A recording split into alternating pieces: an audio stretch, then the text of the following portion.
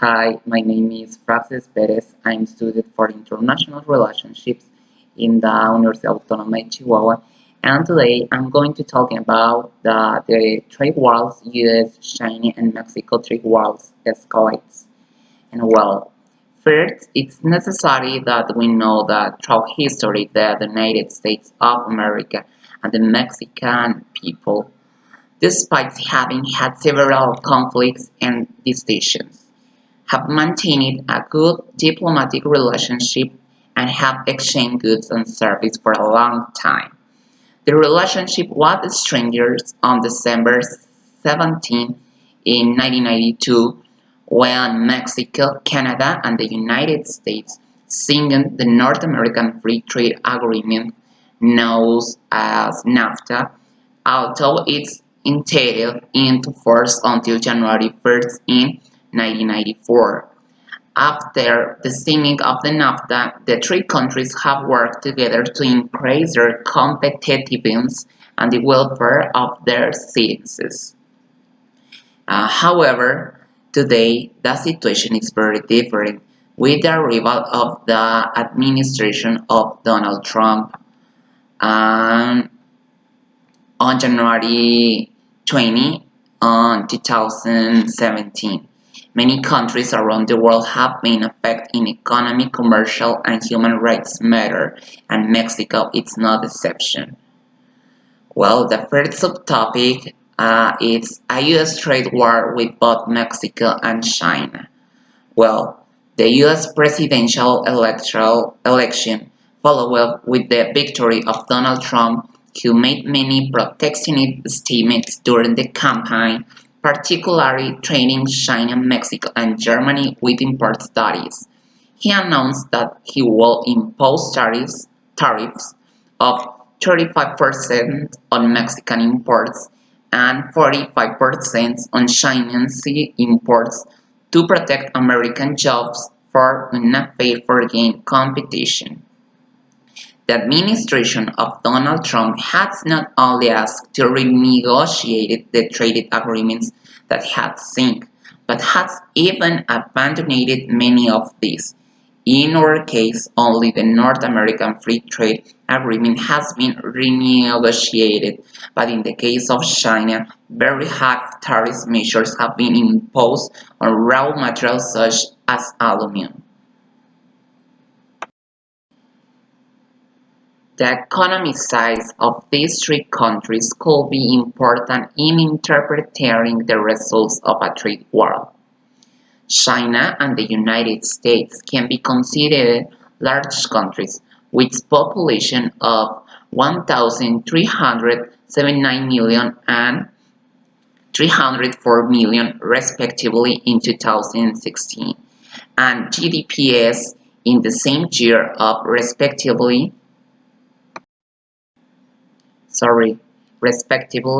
11,392 and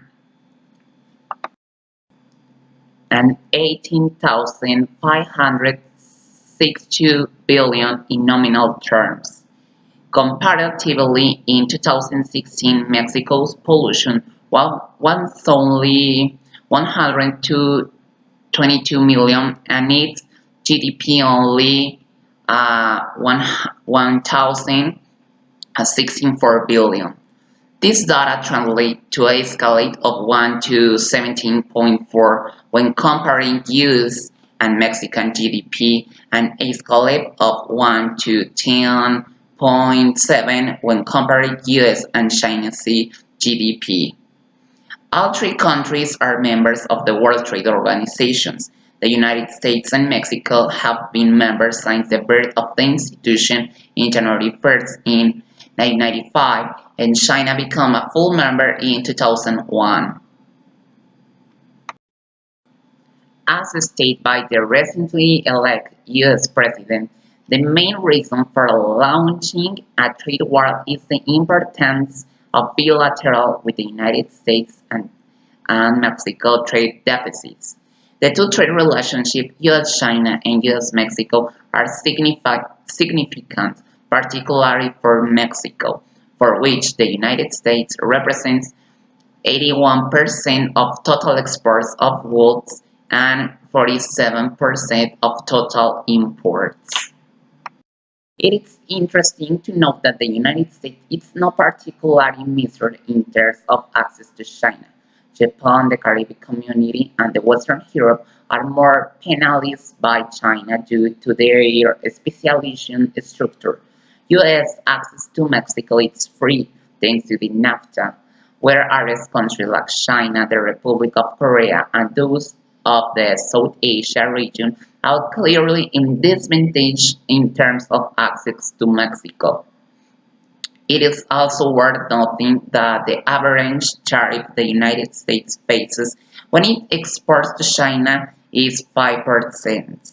When China exports to the United States, it faces an average import duty of 3%.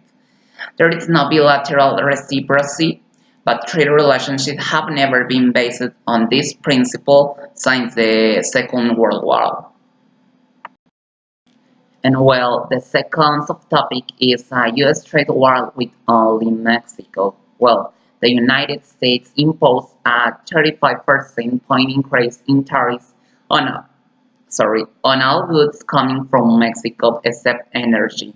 The exception is a Nash scenario with full capital mobility (LT), under which the United States increased tariffs by only 30 percentage points. With no capital mobility, the Nash case, because it is associated with a less elastic supply for both parties, uh, leads to higher optimal tariff. The degree of Mexico relation depends on the country's objective.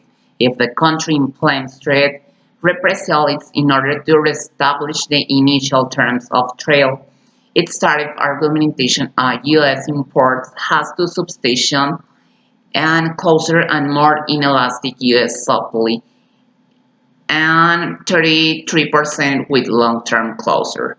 A 35 percentage point increase in tariffs of all U.S. imports coming from Mexico is a major theme of trade loss for the latter because, as explained earlier, the United States receives more than 80% of Mexican exports. 80%, sorry.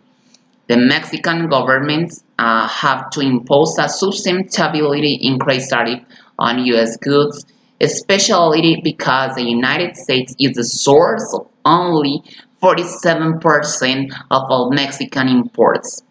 This increase in import duties is also much longer than any other relation based on the welfare target because, due to internal distortions, the term of trade target will not capture the modifying effects of the welfare cost. If Mexico initiates relationship in the spirit of World Trade Law, that is equivalent in terms of duty collect, it has to augment its tariff on imports from the United States by an accent slightly later than the U.S. tariff argumentation, which is normal because of the bilateral U.S. trade deficit with Mexico.